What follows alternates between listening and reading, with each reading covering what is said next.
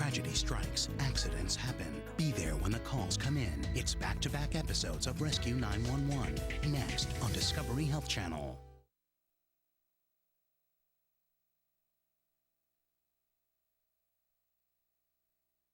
This is 911. Do you have an emergency? Today on Rescue 911, child in danger. A toddler is the victim of a tragic accident. The heat that he was radiating was incredible. Now, with third-degree burns, the blisters were enormous in size. Rescuers must battle to keep him alive. Then,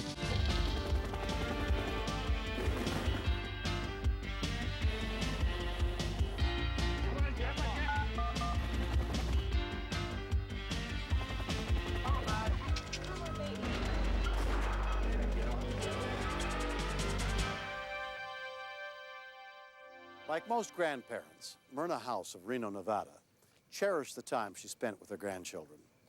On the evening of January 11th, 1990, she was delighted to receive an unexpected visit from them.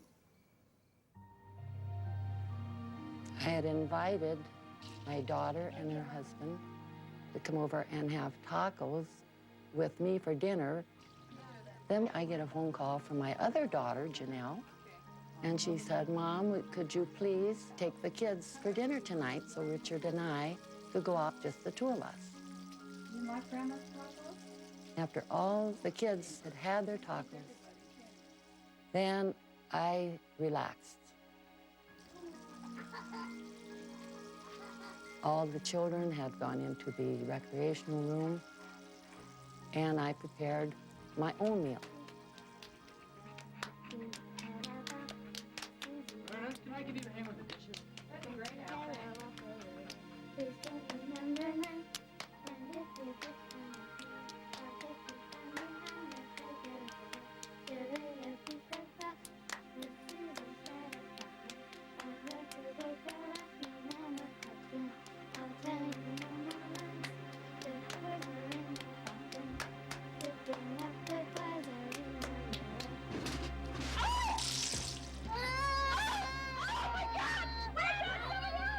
My mother picked EJ up. He was soaking wet from the head to his waist, which was obviously the oil. We knew what to do. We knew what to do. We knew to put him in water, that if you get burned anytime, cold is the best thing. EMTs from Fire Station 8, only 4 blocks away, were dispatched to the scene. An ambulance from 3 miles further away was also sent. The heat that he was radiating was incredible. In fact, my mother's hands got burned very badly because she picked him up with his shirt on and took him into the bathroom. First thing I did was put EJ in the bathtub and started dousing him with the cold water from the faucet. Ice! We've got to put him on ice! We were instructed by 911 to put ice on him. The 911 operator stayed on the line, continuing to give first aid instructions on burns. And place them around the baby. We took towels and wrapped him in wet towels from head to his waist. Where's Richard and Janelle?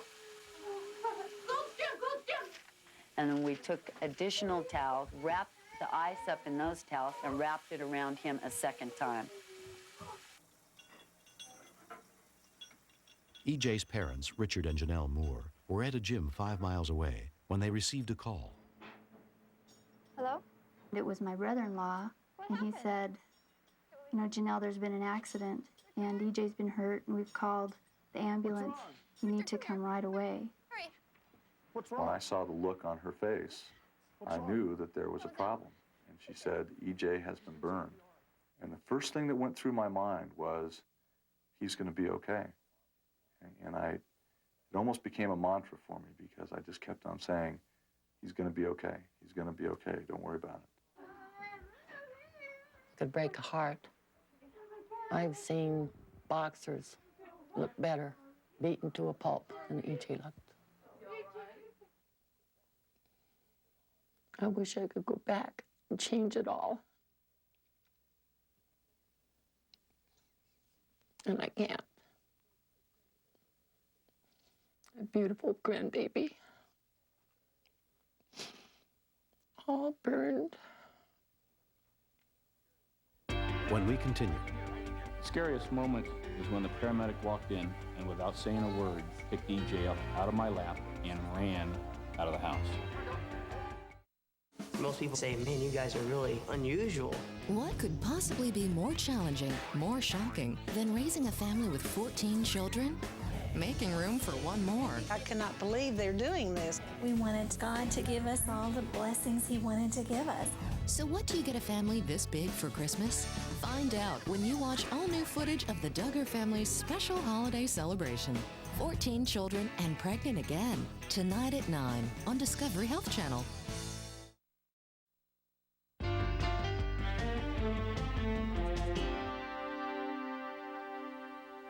It had been nearly 3 minutes since baby EJ was accidentally burned by hot cooking oil.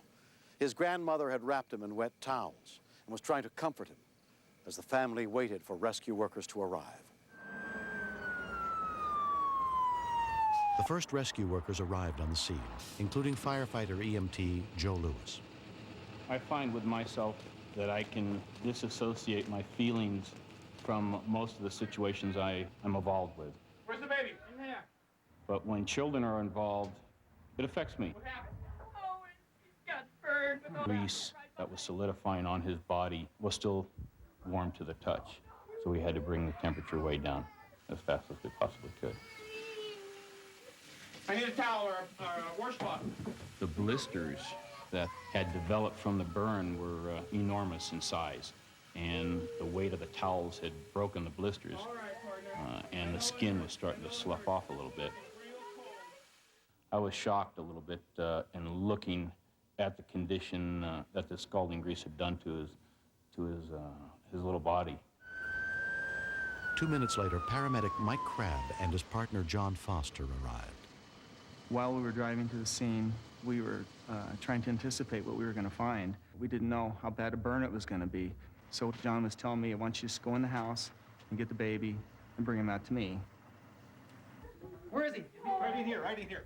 The scariest moment was when the paramedic walked in and without saying a word, picked EJ up out of my lap and ran out of the house. I knew I had done my job, but I didn't know if EJ was going to live or die at that time.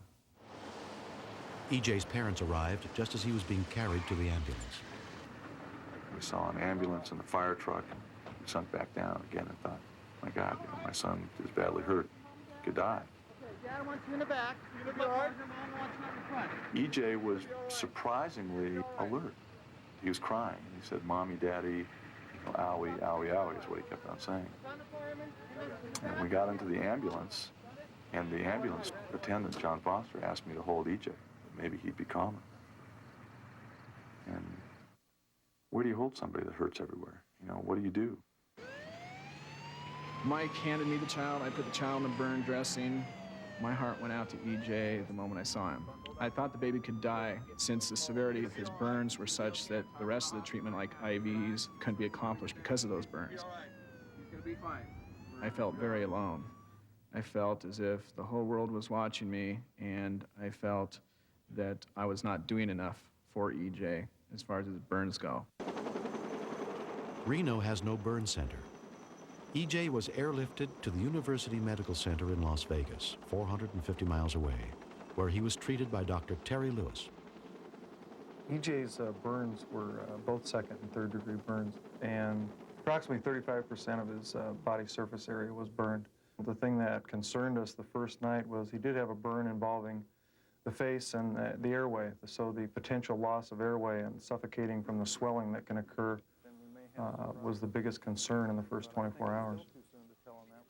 The staff at the burn center in Vegas told us that EJ would be in more pain in 7 days if he survived that long than what he was the first day, because his nerves would start to regenerate, and then they would be scrubbing raw nerves everywhere. The painful treatments became a twice-daily ritual for EJ for the next 6 weeks. Helplessness was one of the major feelings that you have, to have your baby hurt and you can't help them. It's the worst feeling I've ever felt in my life. That was the hardest thing about the whole accident, was dealing with his pain and his struggle, knowing that I couldn't do it for him. Good boy, good boy. He was an inspiration to everybody in the burn ward down there. Because once a key to survival is to get up and get your body going as soon as you can. And after about 4 days, he was limping down the hallway. He showed me a lot. Too many times when I've had a knee operation or a problem and I moaned and groaned about getting out of the bed when the doctors told me to do that. It'll never happen again. Because I've seen the ultimate in courage and strength in what EJ did. 7 months later, EJ continues to improve. Based on what they've learned, his parents plan to form a local support group for the families of burn victims. EJ today shows really no signs of him being in a traumatic accident.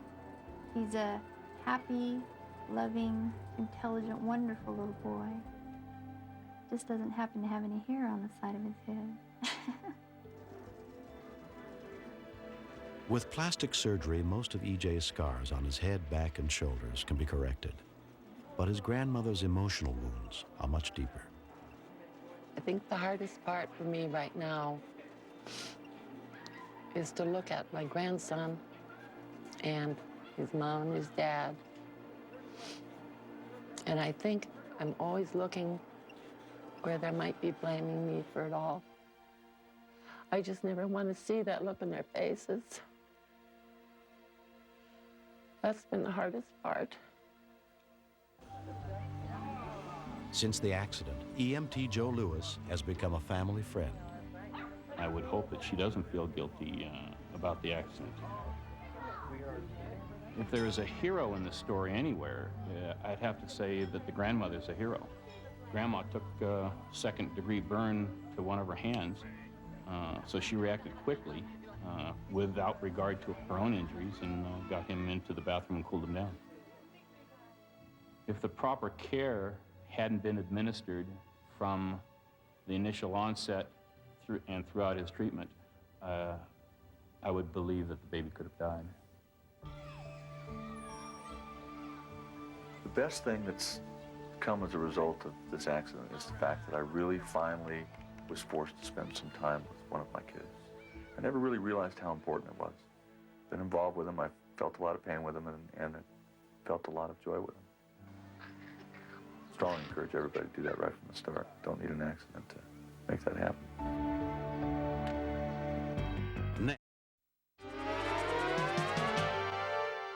Next, step inside the command center where the calls for help are answered and meet the real-life heroes who save lives. Stay tuned for another episode of Rescue 911. Next on Discovery Health Channel. Real life, medicine, miracles. Mr. Shapiro, step out of the car, please.